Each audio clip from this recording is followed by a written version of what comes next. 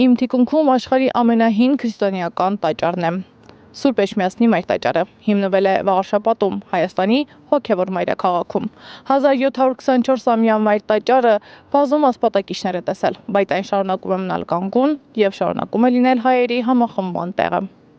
Էջմիածնի մայրտաճարը քրիստոնյա աշխարհի ամենանշանակալից տաճարն է։ Նրա տեղում երբևէ կանգնած է եղել Անահիտ Աստվածուհուն նվիրված հեթանոսական տաճար, որի վրա էլ 4-րդ դարի սկզբին կառուցվեց մայրտաճարը, խորհրդանշելով քրիստոնեության հաղթանակը։ Մայրտաճարը միայն 17-րդ դարում է պարզպապատվել, երբ համեմատաբար խաղաղ է եղել Հայաստանը։ Մինչ այդ այն ենթարկվել է տարբեր հարձակումների։ Խորհրդային տարիներին տաճարի տարածքում գտնվող պատմական շենքերը ծառայել են բանակին, դրանք վերածվել են պահեստի, ինչի հետևանքով քայքայվել ու մաշվել էին։